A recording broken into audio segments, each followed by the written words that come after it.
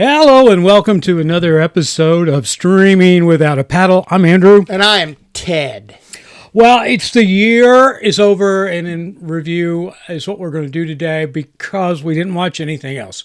Yeah, that was it. This is the year-end review. Enjoy yourself. Actually, we're going to be reviewing Target versus Walmart versus Amazon when it comes to holiday shopping. Ooh, that'd be a good one. Now that it's all said and done. Anyway, you are walking into a lion's den if you go into Walmart right now. Yeah.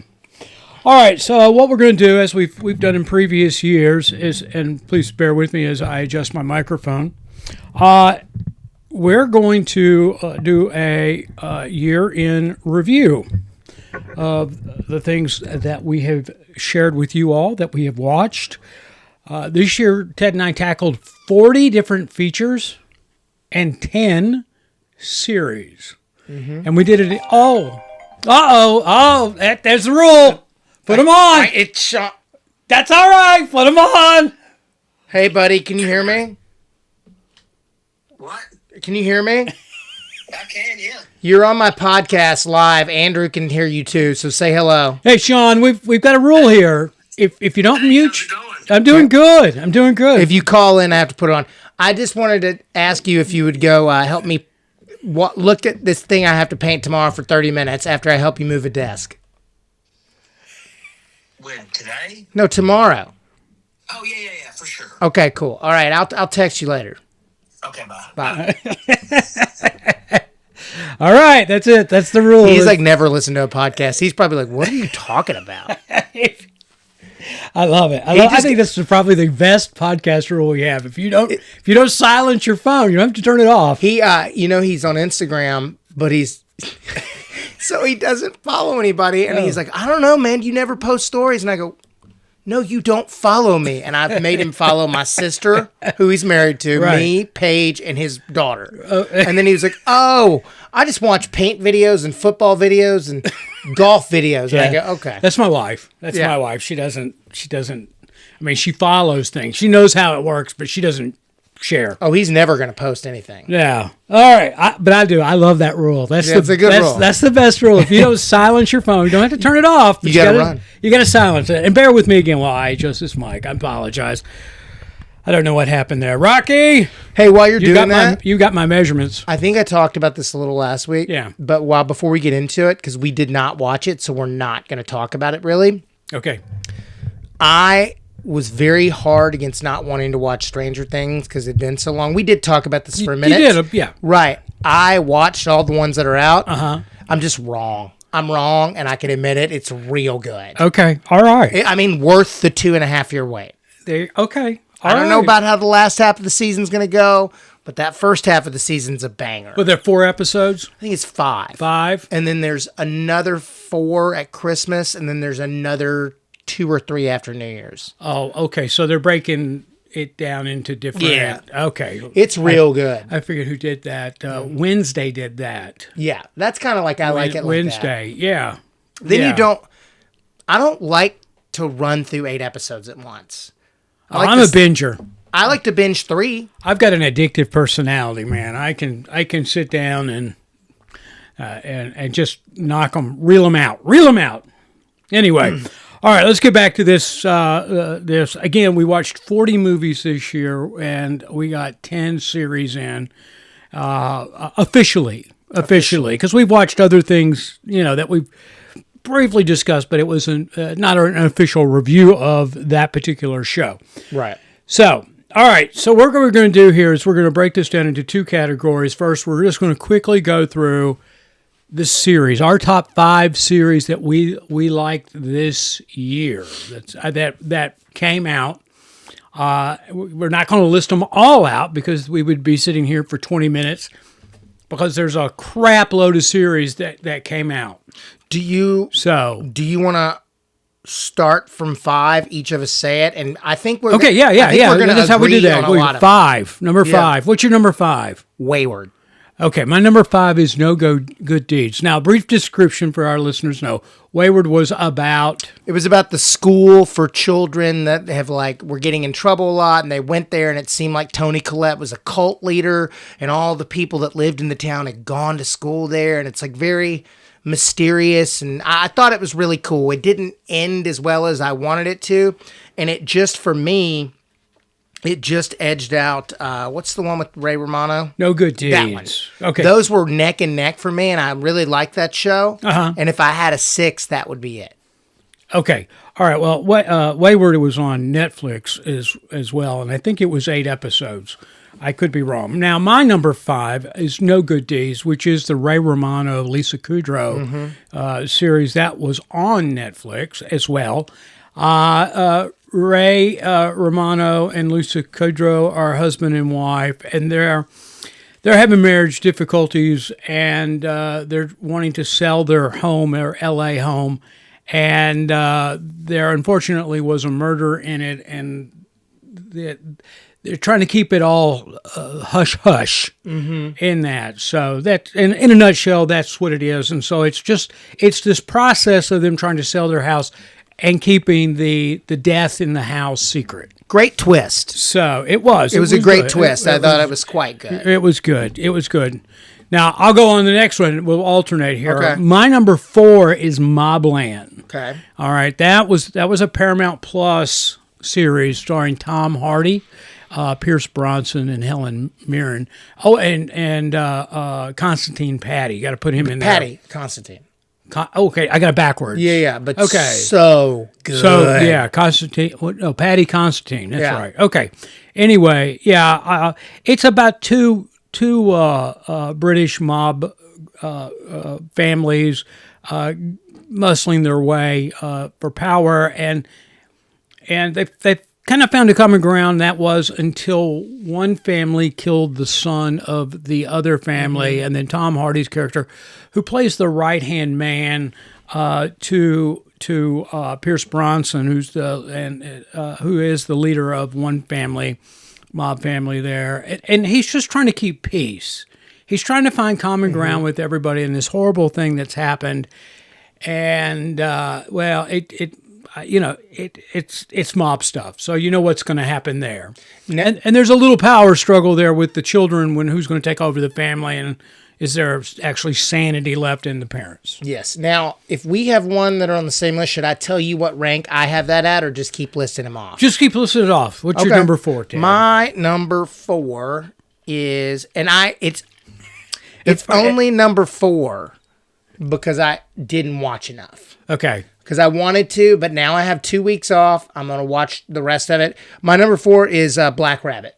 I loved it. I loved both the episodes I watched. You said it got even more intense and even better, and I got to check it out. I just haven't had time. Yeah. And I had watched all of the next few series that I put on here, so I kind of have to put them above it. Okay. That's the Jason Bateman and Jude Law. Jude Law series, and I'm a big Jude Law fan. I think he's a talent. I think he is, and I thought he was in that as well. And the Black Rabbit, it's on my list. I've got it a little higher than Ted, obviously, because my number 4 was Mobland. This was his number 4. But Black Rabbit is about 2 brothers from a dysfunctional family that has ties to the New York bookie, and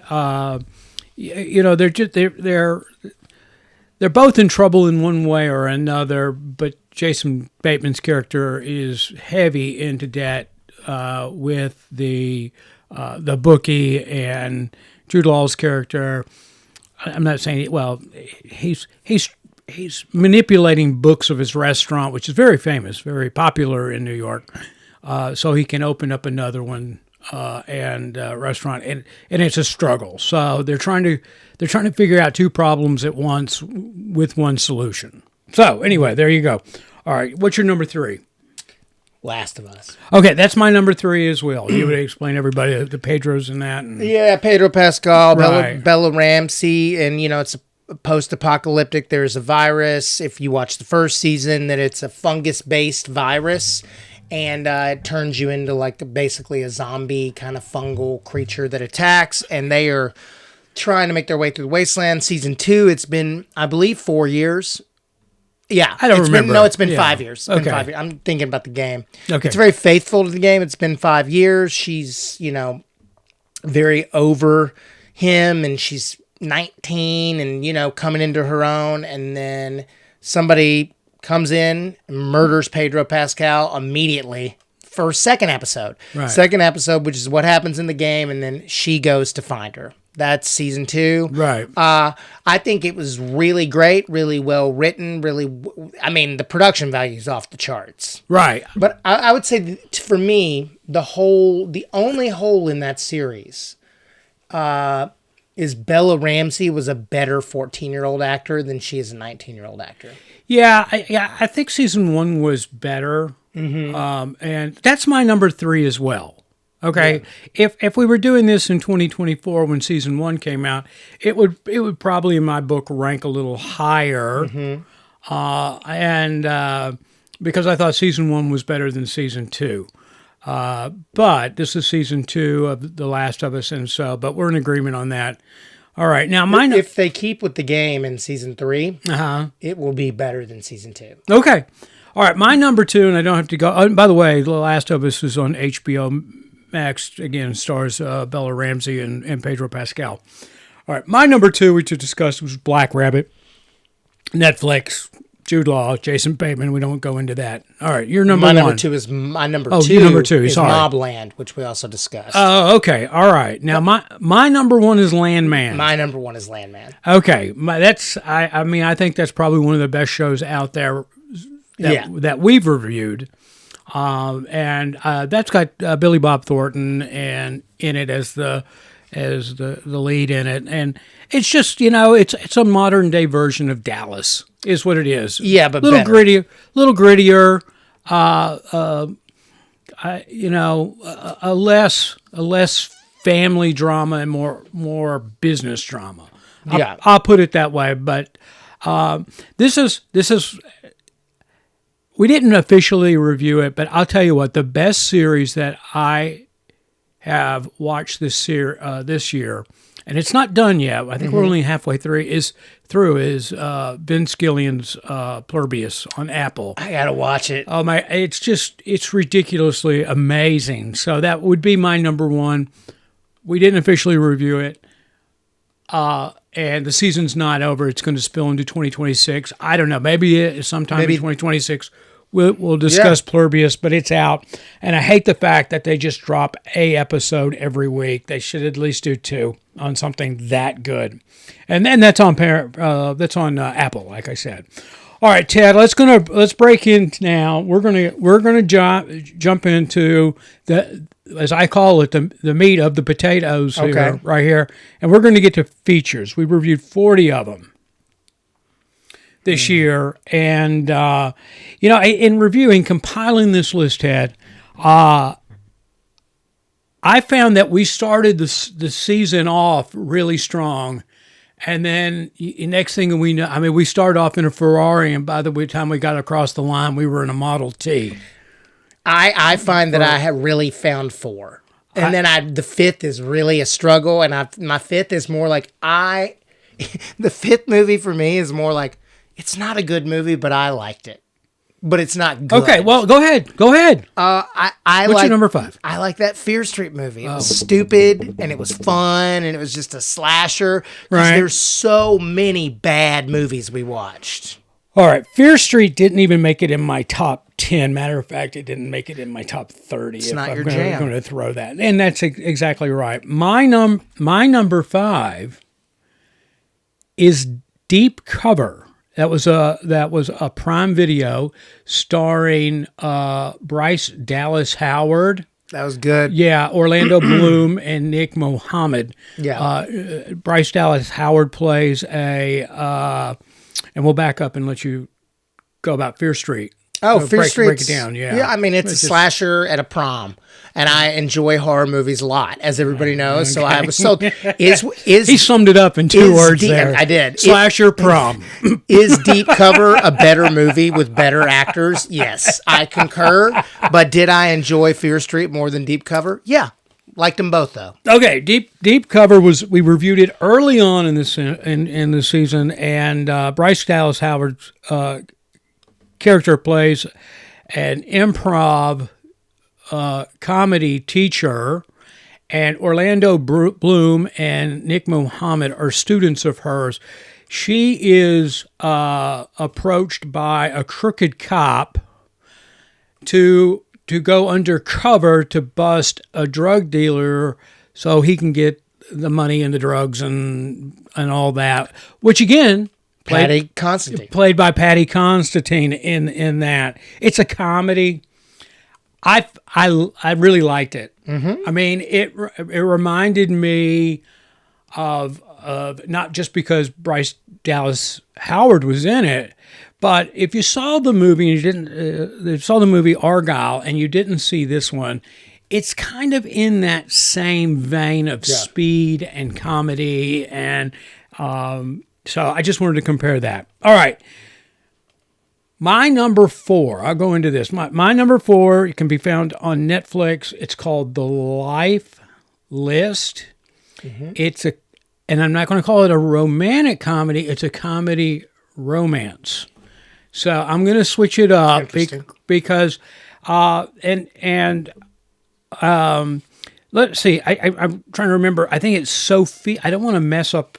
I don't want. Oh, it's that movie. I don't. Yeah. Yeah, you did like that movie. I don't want to mess this up. Sophia Carson and Kyle Allen are in that. And we watched 2 movies this last year where Sophia Carson starred in them. But anyway, her mother passes away, and instead of just leaving a will with an inheritance that she gets and all that, what she's done, the mother, is that she found Sophia Carson's character's life list of things she wanted to do when she got older. And she wrote this when she was a teenager.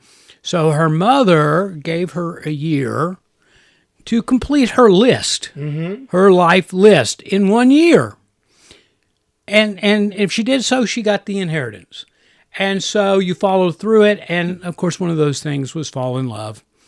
And she did. She ultimately did.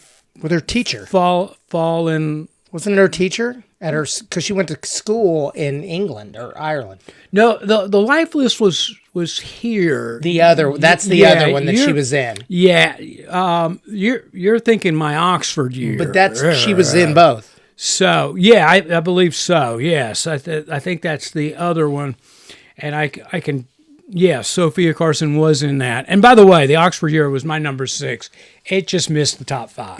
That was pretty good. So, but anyway, no, this takes place here, and I'm not going to spoil who she falls in love with because it was a nice little twist to the movie. So that's my number 4, The Life List, Sophia Carson, Netflix. It's a comedy romance. Very cute. Yeah, my number 4 is Fountain of Youth.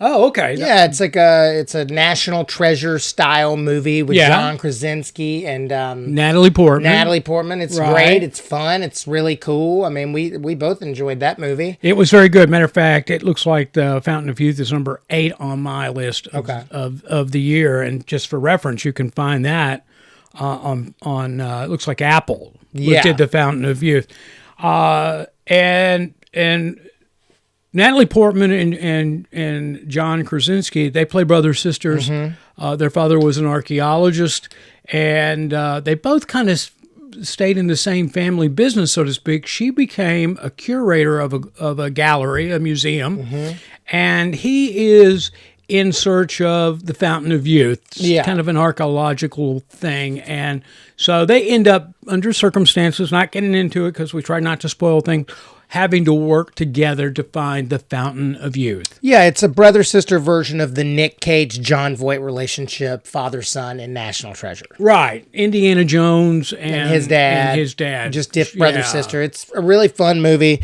Apple only makes about 4 movies a year, so maybe 5. So they usually spend some money. Yeah. And you know what? I'm just really surprised because when I compiled this list of the 40 movies that we watched this year, I broke it down by who produced what. Okay. And I have quite a few Apple movies in my top 15, top 20, actually.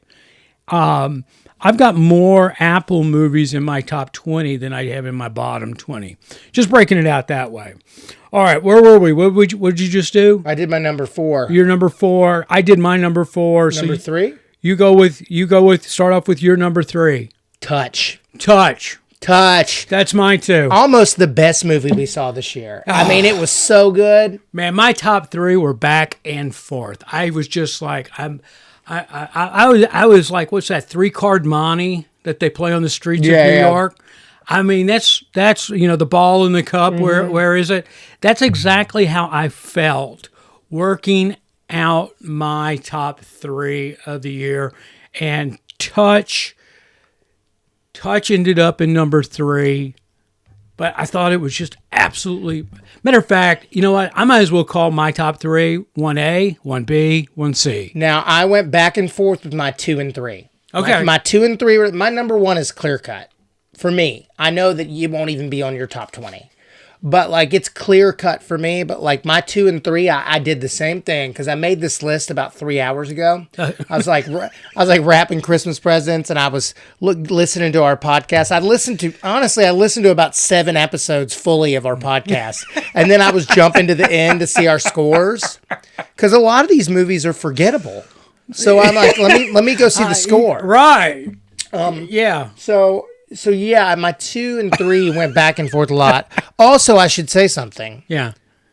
I told Andrew before this that I rewatched Knives Out, and I was incorrect. It should have a higher score. It still is not like it's my least favorite of the series, but I was wrong. I was clearly tired and in a bad mood when I watched it because he was there in 25 minutes. Okay. Ted, I get the feeling that when you were growing up in school, going to high school, that you were the kid on the bus, if not the bus, when you actually showed up for class like 5 minutes early, just before, on test day, because that 5 minutes was your study time. You know what's funny? I'm going to tell you an interesting story. We all know those people. Were you on, Ted? No, I was not quite that. I'll tell you, I didn't pay attention to anything.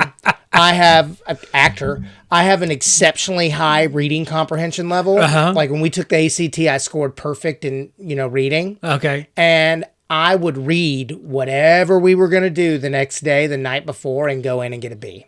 Okay. Whatever it was. I'd remember 95% of it. There you go. All right. So you keep a photo memory. Not quite photo, but I can remember the keywords pop. I'm just the opposite of that. I know. I am just the opposite of that when it came into. I don't mean to my horn here, but I scored pretty good on the SAT and the ACT, but reading was my weakest. Was it? It was, and that's probably the reason I'm not an actor. I was terrible at math. Great at math. Oh, I had like a 8th grade level math. Yeah, you just look at my little charts I got. I know. And this is me. I was a nerd. So everybody out there, look, I just scanned what Andrew had wrote for 5 minutes before we started this. I scanned it, and I can be like, oh, I remember that. I cliff noted him. I remember that. I cliff noted him. But if you didn't stand out to me when I was re-listening to podcasts today, if it wasn't a movie that I immediately went, oh, bop, bop, bop, bop, bop, then I was like, no, not on my list. Don't need to listen to it. Okay. All right. So we sorry. That's all right. We agreed on the number 3, which was Touch. Foreign movie. British movie about an Icelandic man who goes to England, falls in love with the Japanese woman, and they can't be together, but they're deeply in love. And when he's on his dying days, he goes in search of this young lady, and there's a lot of flashbacks during his. He wants one last time to say hi to her and look her in the eye, and so he literally travels, from one side of the globe to the other side of the globe, looking for this young lady that he fell in love with, and then there's a wonderful little twist at the end, and it was. I mean, again, this just happens to be. I'm getting choked up here, by the way. Remembering this movie, it was wonderful. It was the action, and it was acting, and it was just over the top wonderful. The story would just squeeze your heart, and it was shot really, really well. Yeah. And so that was really tough. You know what I remember about this movie besides the performances and I mean, it's all great, but I remember us looking up the filmmaker because he's Icelandic and being like, yeah, banger after banger. This dude has done like 10 huge movies. This movie was, that's on Peacock, by the way.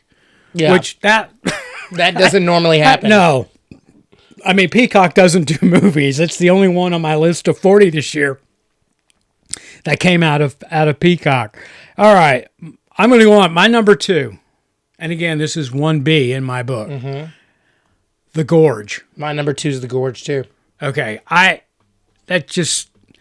Miles Teller, he played in, I forget his... Maverick, yeah, but Whiplash. Rooster. Yeah, he was in Whiplash. Okay, but I'm just, his call sign was Rooster. Mm-hmm. My probably one of, if not my favorite actress, modern day actresses, Anya Taylor-Joy. I think she's just absolutely brilliant at what she does, and I'm so sad I haven't seen her in anything lately. I don't know why.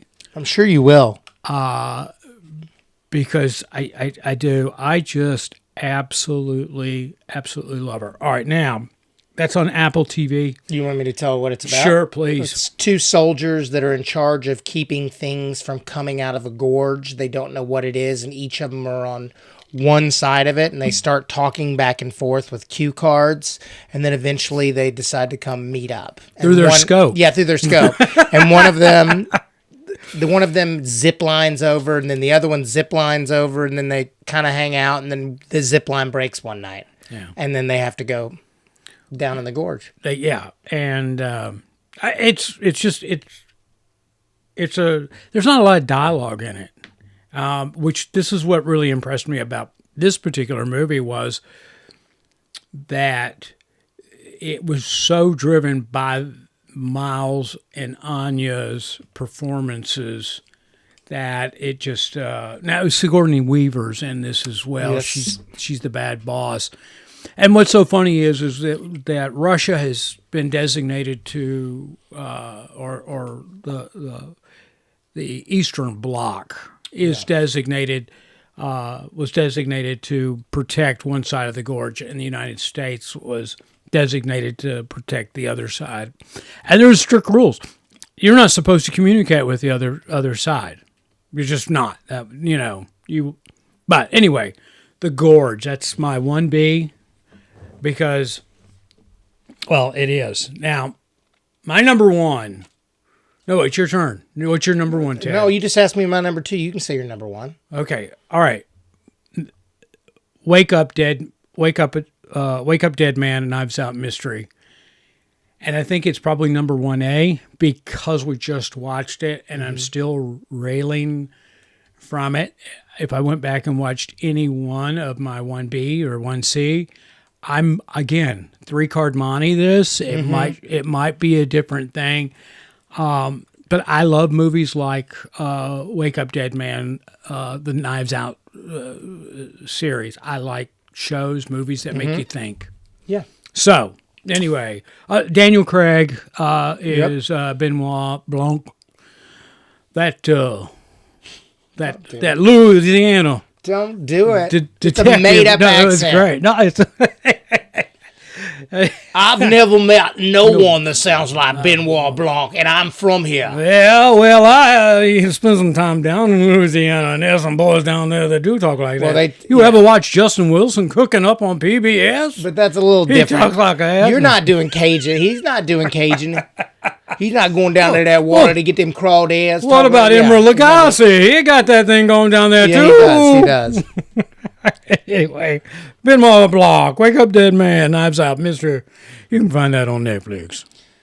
My number one is Sinners, the Ryan Coogler masterpiece. It's kind of a vampire movie for like 30 minutes, but really it's about 30 minutes or 30 seconds? It's so much, so short of a vampire movie.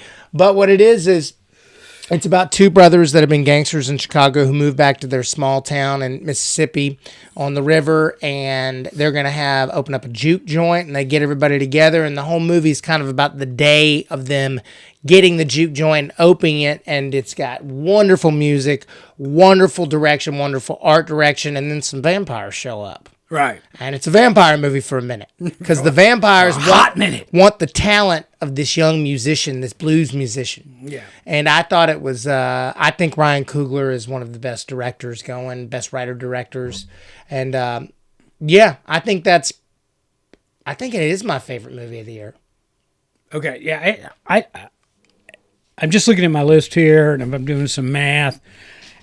It's probably just shy of middle on my list of things. If memory serves me correct, one of the problems I had with Sinners was the fact that there was so much accomplished in one day. Mm-hmm. I mean, from literally getting a building, cleaning it up, getting the kitchen kind of ready, and getting the bar ready, the band ready.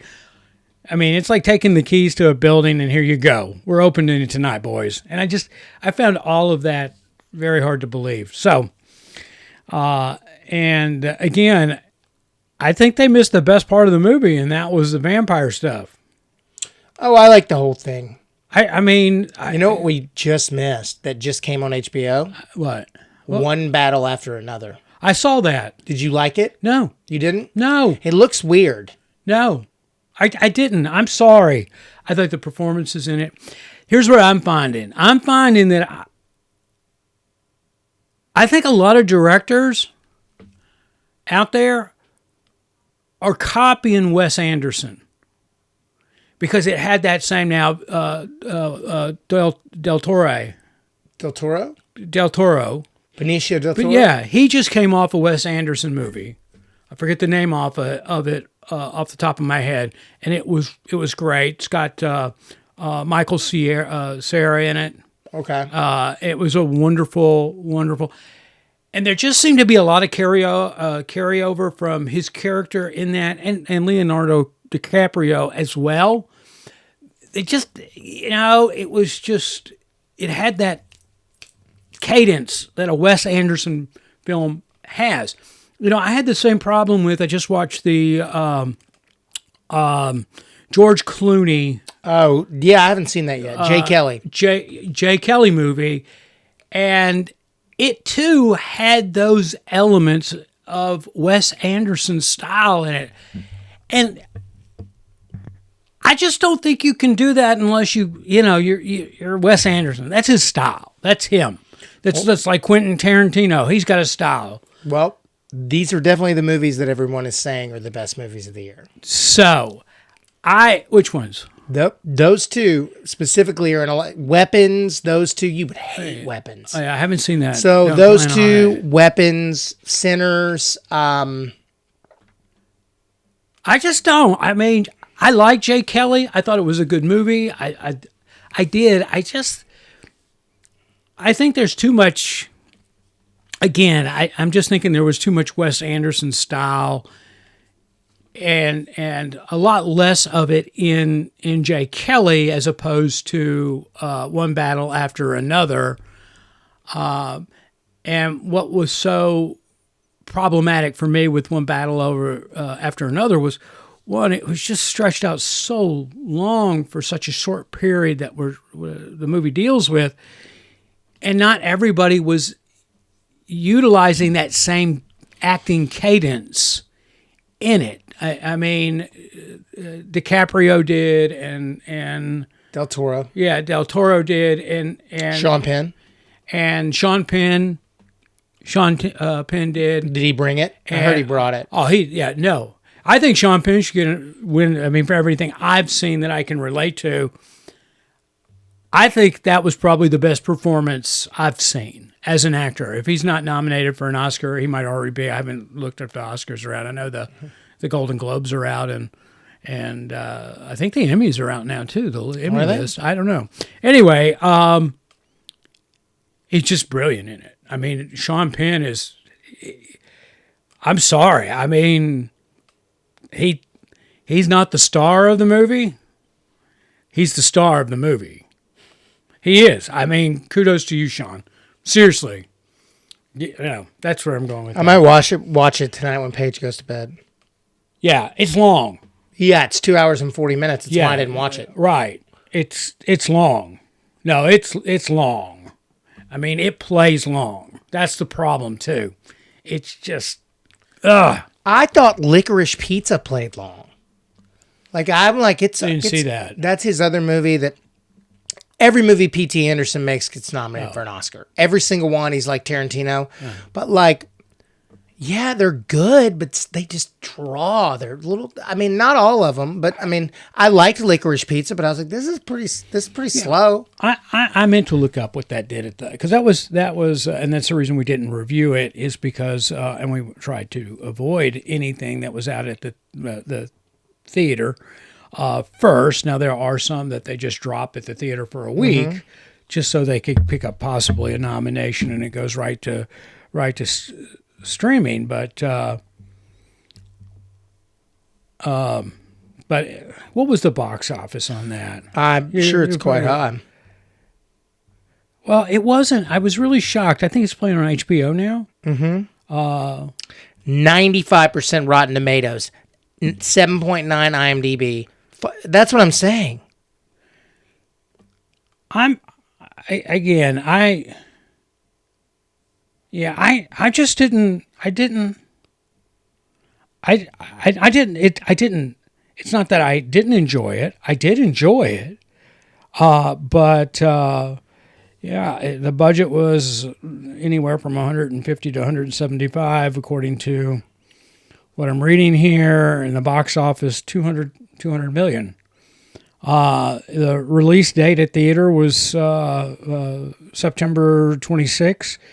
Here we are in December, so 3 months ago, and it's already streaming. So I think it's one of those that probably came out, hit real hard at first, and then had a quick drop off the cliff. I think it's a film nerd movie. Yeah.